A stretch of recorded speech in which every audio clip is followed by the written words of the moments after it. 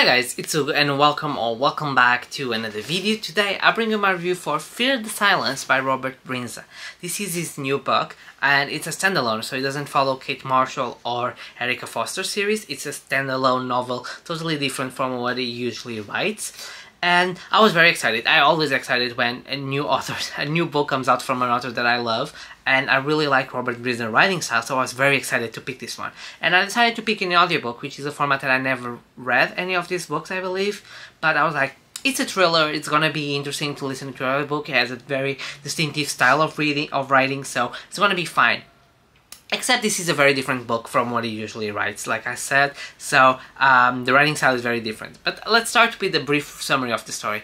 So we have our main character Maggie, who is a doctor in London, and one night she's working, I think, the night shift, and it comes up a man who attempts suicide, and it was her husband, and he ended up dying. So she grieves, and she decides to go to Croatia. So she decides to go to Croatia, where she has a home that he was building with her, and she starts to uncover some secrets about him and some hidden entanglements and plots that will change her life. And it's those thrillers where a character is running for his life because someone very powerful is behind them. What I thought about the book is, like I said, it's different from the Erica Foster and the Kate Marshall series, and the writing style is very different. It's very slower when you compare to the other books. What I felt when I read the other two series is that the plot is there, pow, pow, pow, pow, pow, and you keep moving forward. This book felt a lot slower than his other books. The plot, I was reading, I was like, where this is going? When it's gonna change? Like, even the character is not the most compelling person. I was like, I'm not feeling it. So I DNF'd it for a while, and then I come back like, oh no, I'm gonna finish. I'll give it another try. And I ended up finishing, and I was like, until it got caught up with what is going to happen, it took a lot of time. And I think that was what demotivated me more about this book, was that until you reach that point where it's worth it, and it's like, oh, okay, it starts to gain some action and gain some traction and get you excited to read it, it was very slow and very, like, uncaring and a little bit boring, which I was disappointed because I had a lot of high expectations about this one. When you're talking about Robert Bryndza, I always say, like, it's a fast thriller. You pick it up, it's a fast story. You like 2 days you finish because you get grabbed in that story and you're like, pow, pow, pow, pow, pow. Here it was totally different. It was much slower, much slowly bringing the action, bringing the mystery, what is happening, who is behind it, and I didn't enjoy that much because of that. Because if I look at the story itself, it's just like, yes, it's interesting. It's a power dynamic, is something that is very powerful, trying to, you know, control not the universe, but control the narrative, and trying to get what the person wants, like politicians and things like that. And then the conclusion was very satisfying to me, because we ended up like, okay, she lost, like the main character lost, so the villain won.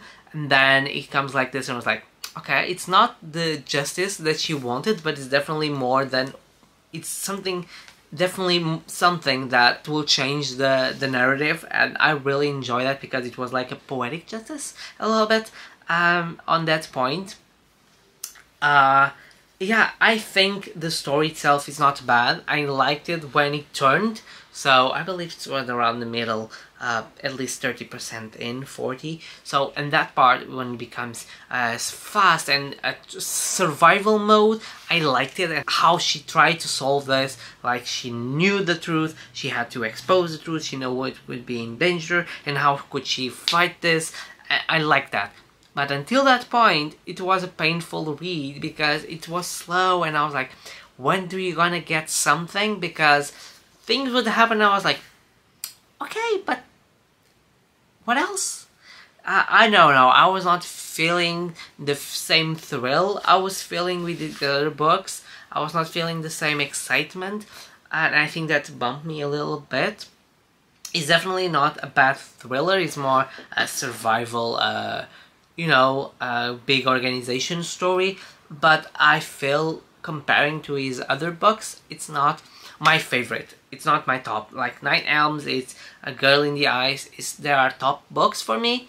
This one, it doesn't feel like is a top book. It feel like is solid, but it's not memorable. It's something that I will probably forget in the next month, because I ended up like, okay, I like the conclusion, I like how it goes, but until I get there, it's not something that I will relive or retry to say, oh, you should do it again. No, I like when it's fast because it captures me and it continues until I'm on my grip, I need to know more, because at that point I was not feeling it, that's why I did an effort, and then I started, and I don't think it was because of the audiobook, because the others I read in physical and ebook, I don't think that. I think it was because it was in audiobook that I continued, because if it was reading I would be like, nope, I'm not for this, I'm finishing, I'm DNFing.